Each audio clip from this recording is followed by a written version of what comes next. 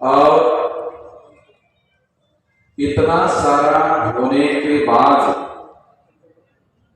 TN Seshan chief election commissioner बनाने के पहले तक जितने भी चुनाव कमिश्नर हुए वो सारे चुनाव कमिश्नर भारत सरकार से आदेश लेके काम करते थे।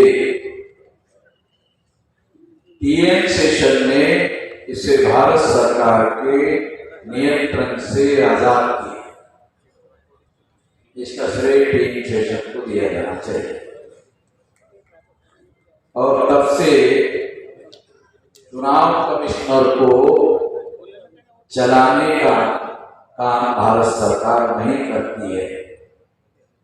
कोशिश करती है कि चीफ इलेक्शन कमिश्नर और दूसरे कमिश्नर जो लोग हैं उनको अपॉइंट करने का अधिकार भारत सरकार के पास है, तो वो कोशिश करते हैं कि ऐसे अधिकारी नियुक्त किए जाए जो भारत सरकार के हितों की रक्षा करे। जिसकी भी सरकार होगी उसके हितों की रक्षा करे, ऐसे ही आईएएस अधिकारी वहां नियुक्त किए जाते हैं। और ये देखा जाता है कि कौन अधिकारी पिछले 25-30 साल से भारत सरकार की ईमानदारी से सेवा कर रहा है उसको इलेक्शन कमिश्नर बनाया जाता है, और उसी में से सीनियर मोस्ट आईएएस अधिकारी को चीफ इलेक्शन कमिश्नर बनाया जाता है।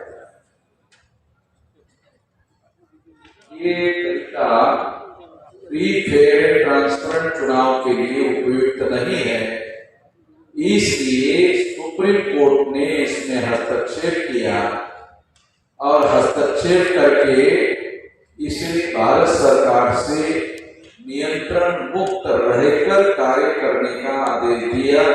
एक प्रकार से सुप्रीम कोर्ट की निगरानी चुनाव आयोग के ऊपर है। इस वजह से अभी जरा चुनाव आयोग को मुश्किल होता है। तो फ्री फेयर ट्रांसपेरेंट चुनाव ये भारत के नागरिकों का मौलिक अधिकार है। मौलिक अधिकार का मतलब है फंडामेंटल राइट। संविधान में कुछ अधिकार, कुछ राइट है और कुछ फंडामेंटल राइट है। वो फंडामेंटल राइट जो है वो सुप्रीम कोर्ट के भी पास पावर नहीं है जो नागरिकों के फंडामेंटल अधिकार को हरण करने का कार्य करे, बल्कि संविधान ने सुप्रीम कोर्ट को यह अधिकार दिया है कि वो नागरिकों के मौलिक अधिकारों की रक्षा करे। मौलिक अधिकारों को खत्म करने का अधिकार सुप्रीम कोर्ट के भी पास नहीं है। हम लोग संविधान की बातें करते रहते हैं, मगर संविधान के बहुत सारे मौलिक पक्ष है जिसके बारे में हमारे पास ठीक ठीक जानकारी नहीं है। संविधान का गौरव करने वाले बहुत सारे लोग हैं, संविधान की जय जयकार करने वाले भी कुछ लोग हैं, कोई पता नहीं बहुत सारी बातों का। तो मैं ऐसा मानता हूं कि इसके लिए कम से कम भारत मुक्ति मोर्चा के कार्यकर्ताओं को इसके मौलिक पक्ष का अभ्यास करते रहना चाहिए, जानकारी देना चाहिए। भविष्य में भारत मुक्ति मोर्चा के द्वारा, वामसेक के द्वारा हम ये प्रयास करेंगे कि हमारे कार्यकर्ताओं को संविधान से संबंधित कुछ मौलिक बातों का ट्रेनिंग दिया जाए, कुछ मौलिक बातों की समझदारी हमारे लोगों को हो, उसके बारे में ट्रेनिंग देने का कार्यक्रम हम लोग भविष्य में शुरू करें। साथियों, जो मौलिक अधिकार है, वोट का अधिकार भी मौलिक अधिकार है, क्योंकि किसी भी सरकार को चुनने का, फ्री फेयर ट्रांसपेरेंट होकर चुनने का अधिकार नागरिकों को है। और इसके आधार पर नागरिक अपने वोट का इस्तेमाल करते हुए सरकार चुनते हैं। तो इसलिए सरकार चुनने का जो अधिकार है, ये अधिकार बहुत महत्वपूर्ण अधिकार है। 2004-2009 में ईवीएम मशीन के द्वारा चुनाव हुआ।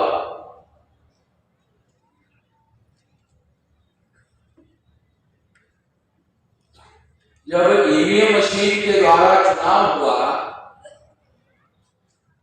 तो कांग्रेस की सरकार आई 2004 में, 2009 में। तो ईवीएम में घोटाला करके कांग्रेस की सरकार आई।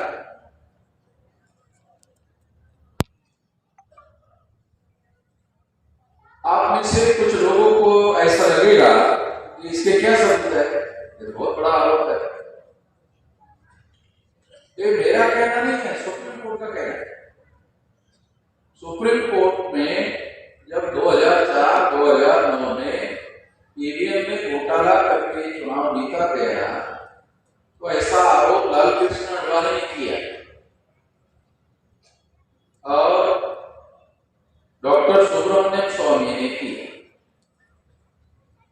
और केवल आरोप नहीं किया बल्कि वो सुप्रीम कोर्ट गए इसके विरोध में। जब विरोध में गए तो सुप्रीम कोर्ट ने 7 अक्टूबर 2013 को निर्णय दिया। निर्णय क्या दिया? केवल ईवीएम मशीन के द्वारा फ्री, फेयर एंड ट्रांसपेरेंट चुनाव नहीं हो सकता। 2004-2009 में केवल ईवीएम मशीन पर चुनाव हुआ और सुप्रीम कोर्ट ने क्या कहा जजमेंट में? केवल ईवीएम मशीन के द्वारा फ्री, फेयर, ट्रांसपेरेंट चुनाव नहीं हो सकता।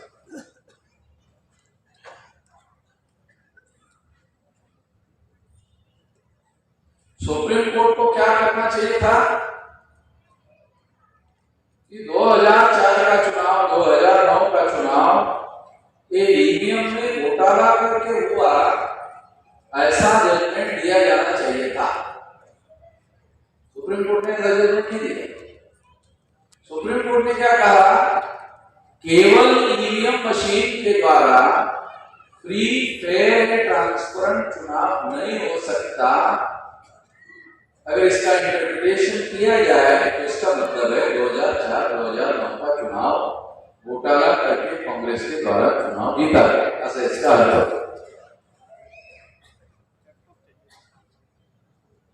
मगर सुप्रीम कोर्ट ने ऐसा लिखा नहीं। सुप्रीम कोर्ट ने केवल इतना कहा केवल ईवीएम मशीन के द्वारा फ्री, फेयर एंड ट्रांसपेरेंट चुनाव नहीं हो सकता और चुनाव केवल ईवीएम से हुआ।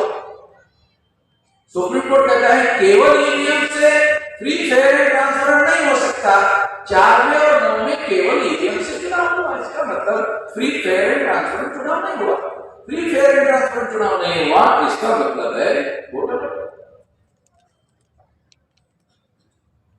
इन्फ्रेंस अंग्रेजी शब्द है, इसका इन्फ्रेंस निकाला जाए। क्लियर है? क्योंकि केस ही वही और यही मामला लेकर अडवाणी और डॉक्टर सुब्रमण्यम स्वामी लेकर गए। भविष्य में फिर सुप्रीम कोर्ट ने आगे कहा, भविष्य में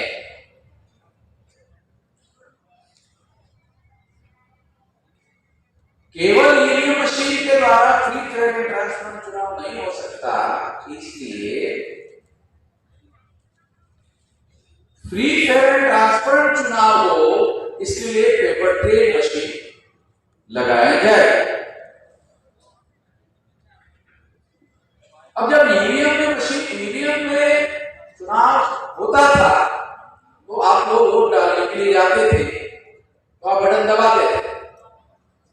मान लो आपने पंजे में दबाया, हाथी में दबाया, कमल के फूल में दबाया,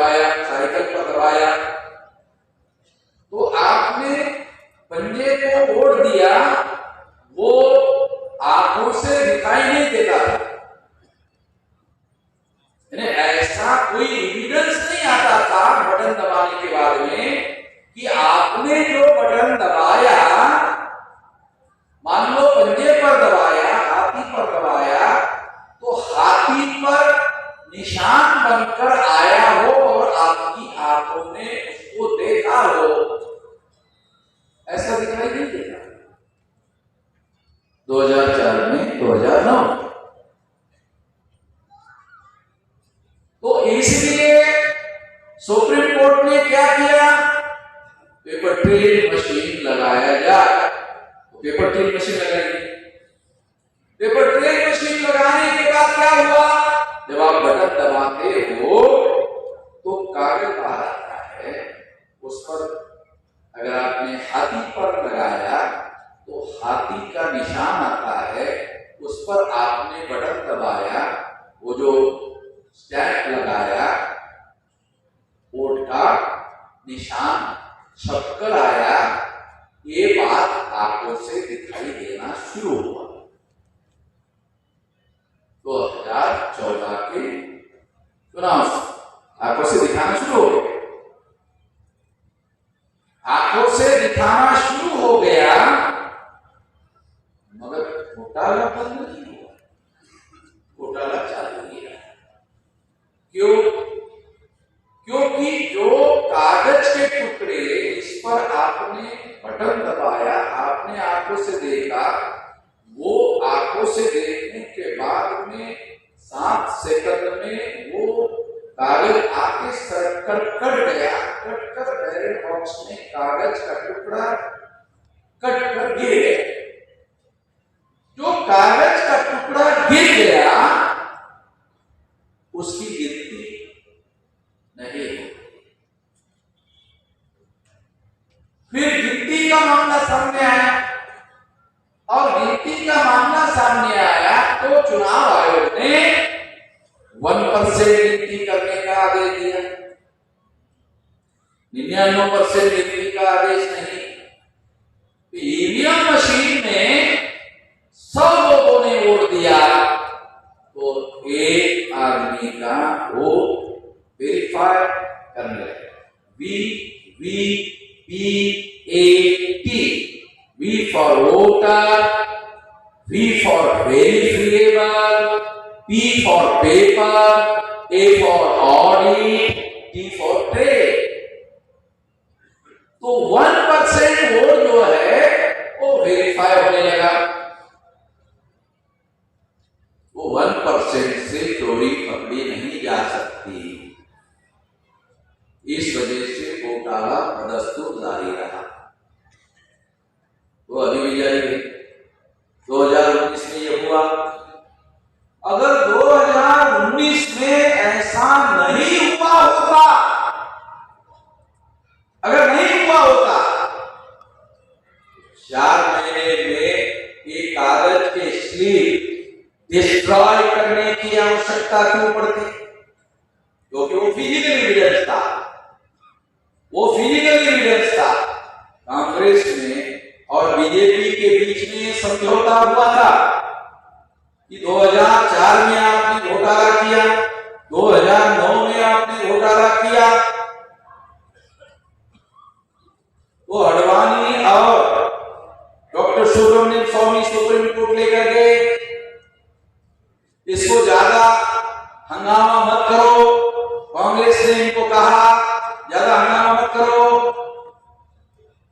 सुब्रमण्यम स्वामी ने कहा क्यों, अडवाणी कहा क्यों नहीं करने का?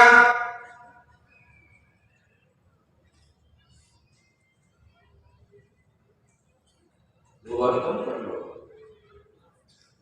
हमने चोरी किया, ठीक है मान लेते हैं, आप 2 बार करो, हमारे चोरी के बारे में 2 बार चुप रहो।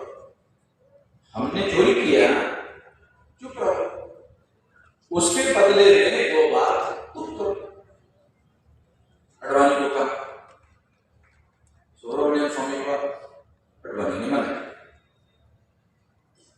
अडवाणी ने जब मना किया, ये लोग आरएसएस के पास आते हैं। आरएसएस तो देशभक्त लोगों का सर है, मेरे को मौका मिलेगा ना एक को के पिछवाड़े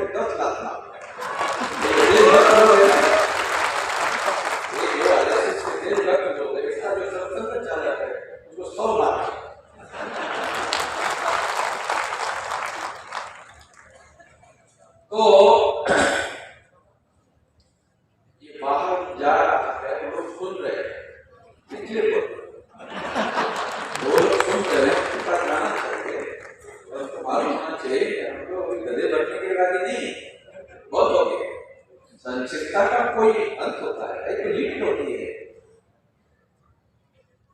तो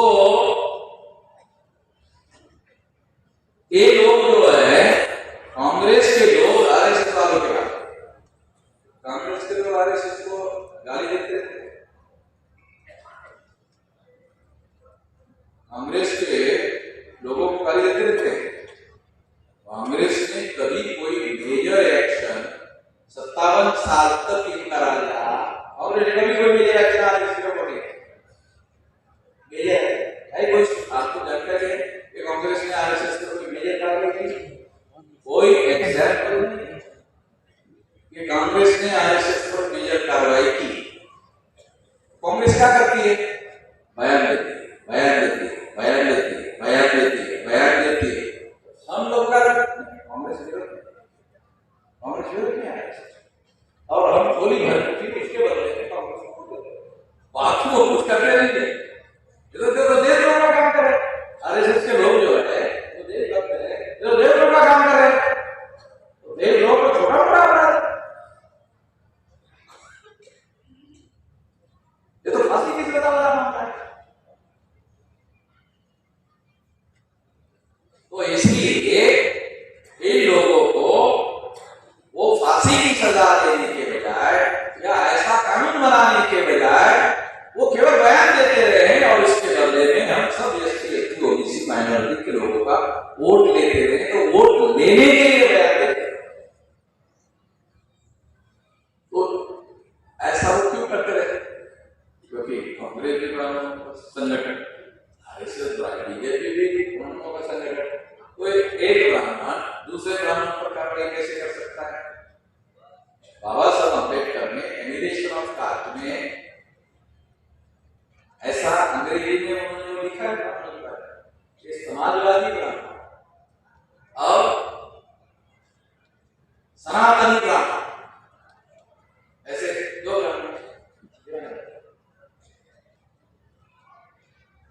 एक सनातनी ब्राह्मण है, एक प्रगतिशील ब्राह्मण है। नहीं, उन्होंने कहा है कि मान लेते दो प्रकार के ब्राह्मण, सनातनी ब्राह्मण, प्रगतिशील ब्राह्मण, दो ब्राह्मण है।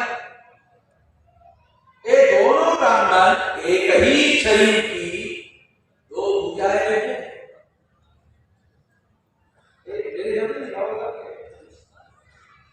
अंग्रेजी में नाक को पाट किया, जो मैं वो बताते रहे, उसका याद किया सेंटेंस से बाबा साहब, अंग्रेजी में लिखा हुआ जो ट्रांसलेट अंग्रेजी में बता रहा हूं।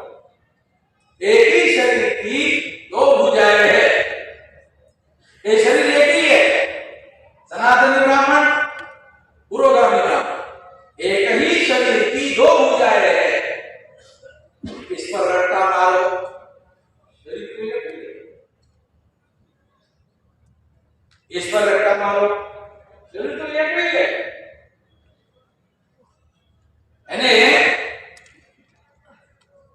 अलग अलग नहीं है, ये सनातनी ब्राह्मण, एक पुरोगामी ब्राह्मण, एक ही शरीर की दो भुजाएं हैं। इस पर हमला करो तो भी एक ही शरीर को दर्द होता है। इसलिए कांग्रेस के ब्राह्मण बीजेपी के, आरएसएस के ब्राह्मणों के विरोध में किसी प्रकार की कोई कार्रवाई नहीं करते हैं।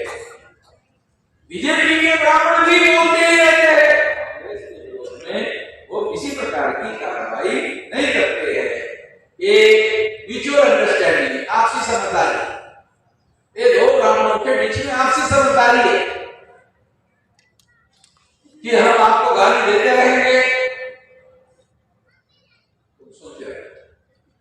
हम भी आपको गाली देते रहेंगे, तो भी सुनते रहे। बुरा लगता है ऐसा,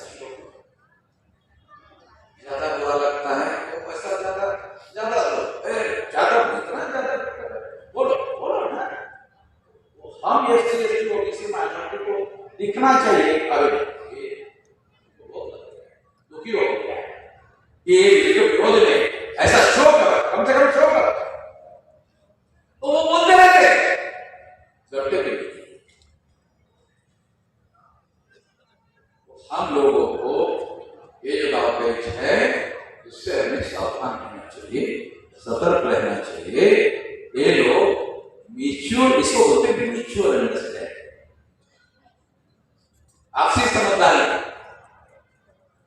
तो ये आपसी समझदारी के लिए ये लोग आपस में बैठकर सलाह मशवरा करके तय करते हैं, नहीं ऐसा नहीं करते। ये एक जगह बैठे सलाह मशवरा करते हैं, नहीं ऐसा नहीं करते। इसके लिए आपस में सलाह मशवरा करने की जरूरत ही नहीं है, हितों की रक्षा करना है। मालूम है उनको, कांग्रेस ब्राह्मणों का दल, बीजेपी ब्राह्मणों का दल, उनको मालूम है हमें अपने हित क्या है, तो इसलिए उनको मालूम है, तो वो कार्रवाई किसी पर भी नहीं करते, क्योंकि वो एक ही शरीर की दो भुजाएं हैं। इसलिए इस देश में ये सारा गलत काम, गैर कानूनी काम, सबसे ज्यादा चुनाव के अंदर बहुत सारा गलत काम होते रहता है। और अब ये जो ईवीएम मशीन के बारे में अभी हम लोगों ने पेपर ट्रेल मशीन लगाने का, मैं सुप्रीम कोर्ट में गया, फिर सुप्रीम कोर्ट ने 100% जो मशीन है वो 100% लगाने का ऑर्डर दिया। मशीन ही 1% लगाते थे, फिर गिनती करने का मामला है, एक मशीन लगाने का मामला है, एक गिनती करने का मामला है। एक जानबूझकर तो इस तरह से ये लोग हम लोगों का अभी मेरे सुप्रीम कोर्ट में केस है। केस क्या है कि ये जो है ये 100% गिनती करो, जो वोट पेपर वोट डाले जा रहे हैं उसकी गिनती करो 100%। अभी मैं आज दूसरी बात कह के अपनी बात समाप्त करना चाहता हूं।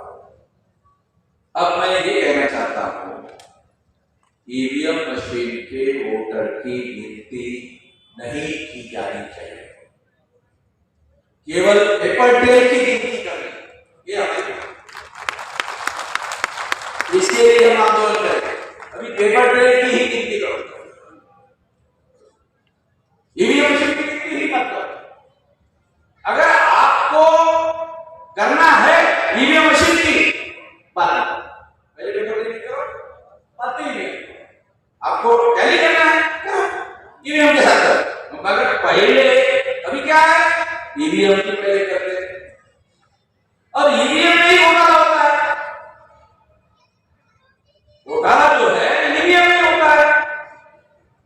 जब चांद पर यान भेजा जाता है तो टेक्नोलॉजी के आधार पर बॉम्बे में बैठकर वहां अगर यान में बिगाड़ आ गया तो दुरुस्त बॉम्बे में बैठकर करते हैं। तो कंट्रोल जो टेक्निक है उसके आधार पर वो कंट्रोल कर सकते हैं, उसका डाटा चेंज कर सकते हैं। तो छोटी चीज डाटा चेंज करना ये कर सकते हैं, और इस वजह से ये ईवीएम का कर सकते हैं, पेपर ट्रेल नहीं कर सकते। और एक टेक्नोलॉजी की बात बोलो, ईवीएम का कर सकते हैं। मेरा कहना क्या है, ईवीएम की क्यों गिनती नहीं करना, क्योंकि उसमें गड़बड़ कर सकते हैं। पेपर ट्रेल का फिजिकल एविडेंस है, उसे नहीं कर सकते। तो जिसमें गड़बड़ी नहीं कर सकते वो करना चाहिए। इसके लिए आने वाले समय में बड़ा देशव्यापी आंदोलन किया जाएगा। मैं इस मौके पर कहना चाहता हूं, तो हमारे पास वोट का अधिकार है। वोट का अधिकार शासक चुनने का और शासक बनने का, ये दो अधिकार है। एक वोट में दो अधिकार, शासक चुनने का, शासक बनने का। तो हमारे अंदर कितनी औकात थी, तो हम शासक बनना हमारा काटना थोड़ी है, किसी का काम है। हम लोगों की औकात, हमारा काम शासक करना थोड़ी ना है। हमारा काम तुम लोगों में से कौन लायक है उसको वोट देना, चुनने का काम। मगर हमसे बनी काशीराम ने एक जागरण किया, हम लोग सारे जीवन में जागरण कर रहे हैं। तो हम लोग अभी शासक चुनने से सहमत नहीं, या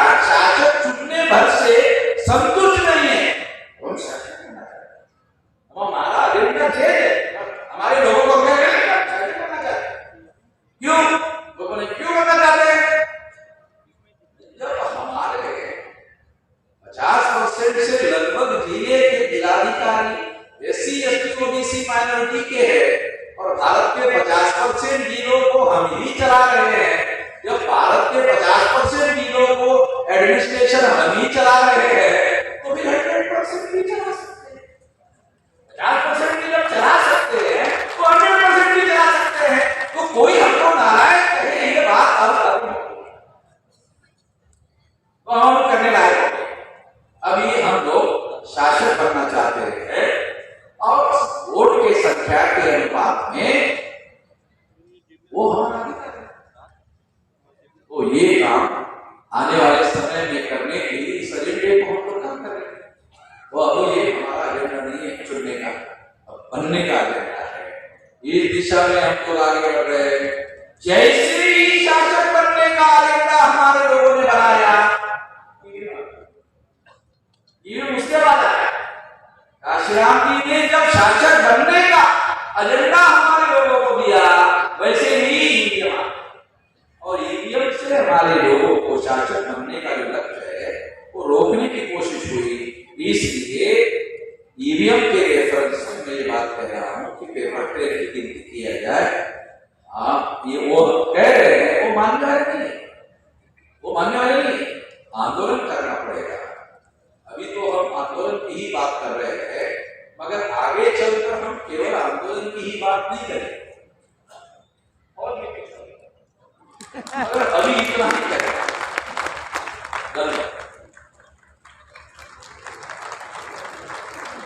धन्यवाद साहब।